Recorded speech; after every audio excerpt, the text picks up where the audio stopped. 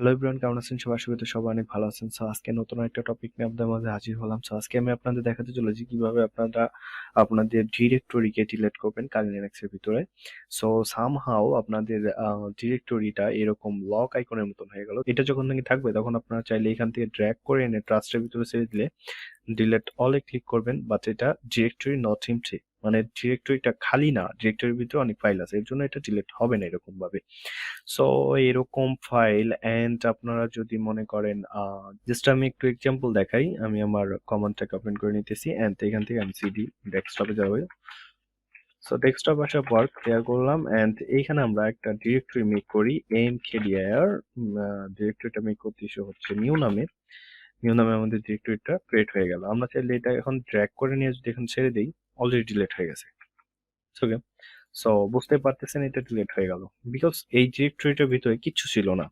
আমি যদি আবার এখানে একটা ক্লিক ডিরেক্টরি বানাই নিউ, এন্ড নিউ এর ভিতরে যদি আমি আরেকটা মেক করি, সিডি নিউ দিয়ে আমি নিউ এর ভিতরে ঢুকলাম এন্ড দেন এটার ভিতরে যদি আমি আরেকটা ডিরেক্টরি মেক করি mkdir নিউ ট্রু। সো এখানে আরেকটা ডিরেক্টরি মেক করলাম।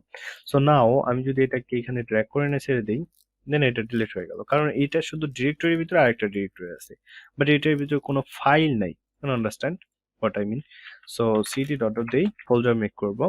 সো ফোল্ডার মেক করার জন্য mkdir নিউ মেক করলাম এন্ড এটাকে যদি আমরা কমান্ডের মাধ্যমে ডিলিট করতে চাই তাহলে আমাদের এখানে লিখতে হবে জাস্ট এখানে rm আমরা যদি এখান থেকে নিউ, তাহলে ডিলিট হবে না বিকজ এখানে বলছে তারা rm can not remove view is a directory. এটা একটা ডিরেক্টরি, এটা কোনো ফাইল না।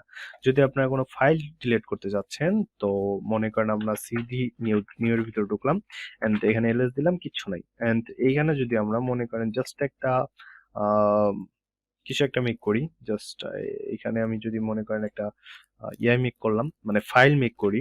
So as like mousepad index.html make করলাম, ইটস ওকে। সো এখানে আমরা লিখলাম হ্যালো ওয়ার্ল্ড, সেভ করলাম এন্ড দেন এটাকে কেটে দিলাম। সো এখন যদি আমরা এলএস দিই তাহলে এখন দেখতে পাচ্ছি index.html নামে একটা ফাইল এটার ভিতরে ক্রিয়েট হয়ে গেছে, ইটস ওকে। এন্ড এখন আমরা এটা ক্লিয়ার করে দিলাম। সো এখন যদি আমরা এলএস দিলাম এন্ড এটাকে যদি ডিলিট করতে চাই, এটা কিন্তু একটা ফাইল। সো ফাইলটাকে ডিলিট করার জন্য আমরা জাস্ট আর এম দিয়ে যদি আমরা ফাইলটাকে ক্লিক করি তাহলে এটা ডিলিট হয়ে যাবে। এলএস দিয়ে এখন কিছু নাই। ওকে, সো বুঝতে পারতেছেন ব্যাপারটা।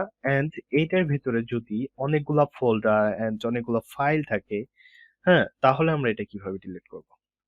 সো জাস্ট আমি আরেকটা এক্সাম্পল দেই। সিডি নিউ এর ভিতরে ঢুকোই এন্ড এখানে এলএস দেই এন্ড এখানে মনে করেন আমার দুই তিনটা ফাইল আছে এন্ড দুই তিনটা ফোল্ডার আছে। জাস্ট আরো না হয় দুই তিনটা খালি শুধু আপনার ফাইল রয়েছে, শুধু ফোল্ডার নাই।